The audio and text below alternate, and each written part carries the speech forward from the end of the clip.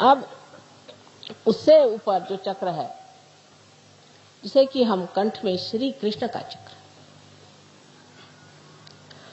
इस जगह श्री कृष्ण जो गोप गोपियों के साथ खेला करते थे, वो बराबर बीचों बीच। अब तो आजकल ऐसे भी बुद्धिमान निकल गए कि वो कहते हैं कि जिन्होंने गीता बताई वो कृष्ण अलग और जो कृष्ण जो गोप थे वो अलग, और पता नहीं कितने उनके और तरीके बनाएंगे। ये जो कंठ है, इस कंठ में 16 है, क्योंकि उनकी 16 कला आप जानते हैं, 16 पंखुड़ियां हैं। इसे विशुद्धि चक्र कहते हैं, मैंने एकदम विशुद्ध, क्योंकि योगेश्वर है। योगेश्वर को कुछ चिपकता नहीं है। तो आप उनकी कहानियां जानती हैं कि वो साक्षात योगेश्वर है, उनको कुछ चिपकता नहीं, बिल्कुल विशुद्ध आत्मा। और जब विशुद्ध पे आप आ जाते हैं तो सारी चीज नाटक जैसे दिखाई देती है और आप साक्षी होकर उसे देखते हैं। कोई चीज आपको चिपकती नहीं, आप साक्षी होकर के देखते हैं कि ये तो ड्रामा चल रहा है। क्योंकि आप जिस पानी में या भवसागर में फंसे हुए अपने लहरों से डर रहे थे, उससे उठकर के आप नाव में बैठ गए, आप लहरें देख रहे हैं। ये साक्षी स्वरूपत्व आप में अंदर आ जाता है। जैसे ही साक्षी स्वरूपत्व आ जाता है तो आप सारी सृष्टि को एक साक्षी होकर के देखते हैं और आप पर किसी चीज का असर नहीं आता। दूसरी बात यह है कि जो प्रश्न है आपके, उसका हल इससे बाहर निकलने पे ही होता। जब तक आप उसमें उलझे हुए हैं, आपके प्रश्न कभी ठीक हो ही नहीं सकते। उससे जब आप बाहर निकल आते हैं, तभी आप इस प्रश्न को ठीक कर सकते हैं। तो यहाँ पर बसा हुआ जो श्री कृष्ण का कंठ का स्थान है, इसमें भी 2 हिस्से हैं। एक को जैसे लेफ्ट का है और एक राइट। लेफ्ट में श्री विष्णु माया का स्थान। श्री विष्णु माया के बारे में आप जानते हैं कि जो उनकी बहन थी, जिन्होंने स्वर्ग में जाकर के आकाशवाणी करी थी, बादलों में से गरज कर कहा था कंस से कि तेरा मारने वाला अभी जीवित है।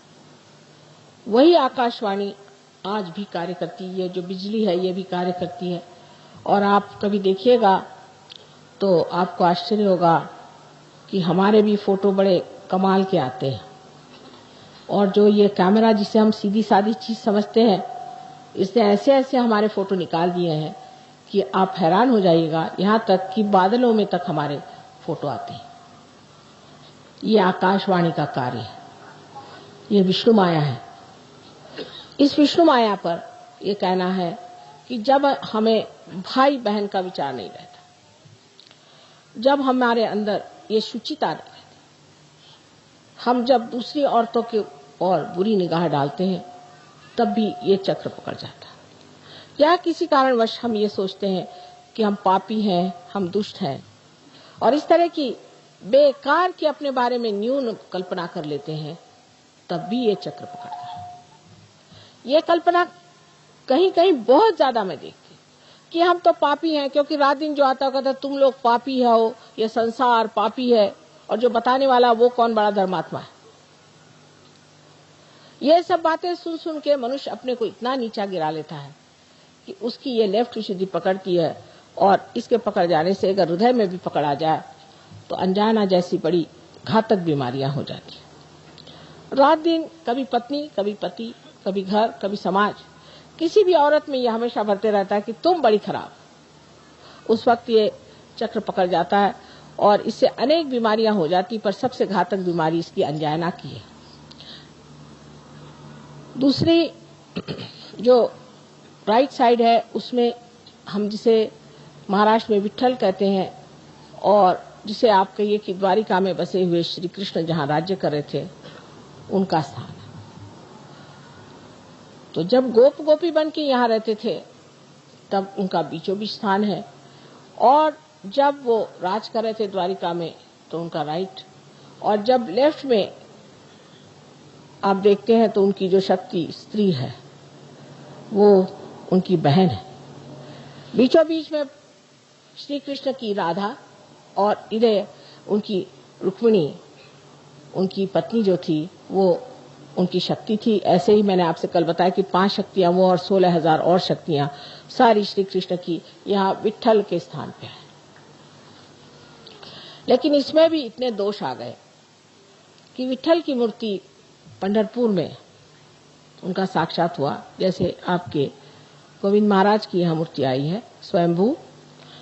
उसके बाद लोगों ने वहां पे अपना धंधा शुरू कर दिया और लोग एक एक महीना मुंह में तंबाकू डाल के विठ्ठल विठ्ठल विठ्ठल करते हुए पैदल जाते थे। अब तंबाकू जो है ये कृष्ण के विरोध में, उनको बिल्कुल तंबाकू नहीं पसंद। जो लोग तंबाकू खाते हैं उनका ये चक्र खराब हो जाता है, या जो तंबाकू पीते हैं उनका ये चक्र खराब हो जाता है और इसीलिए उनको कैंसर की बीमारी होती है। इसका इलाज है आप अजवाइन की धुनी मुंह में लें, अजवाइन का पत्ता जला करके और उसकी बीड़ी फूकें, श्री कृष्ण उससे खुश रहते हैं। दूसरा इसका इलाज है कि आप मक्खन को दूध में या पानी में, गर्म पानी में डाल के उसे पिएं, उनको मक्खन बहुत पसंद है। नाक में आप घी डालें, घी और थोड़ा सा कपूर, क्योंकि कर्पूर गौरव आप जानते हैं कि आप कपूर के बड़े शौकीन हैं, सो कपूर थोड़ा सा डाल करके वो नाक में छोड़ें, कपूर माथे पे लगाएं। जो कुछ श्री कृष्ण को पसंद है वो सारा करने से वो प्रसन्न हो जाते हैं और आपका विशुद्धि चक्र ठीक हो सकता है, आपका कैंसर ठीक हो सकता है, आपकी सारी तकलीफें ठीक हो सकती।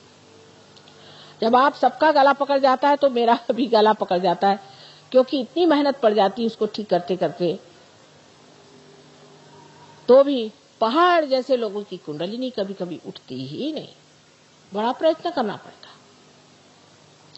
खासकर विशुद्धि चक्र पे ये 3 ऐसे पेंच बैठे हुए हैं।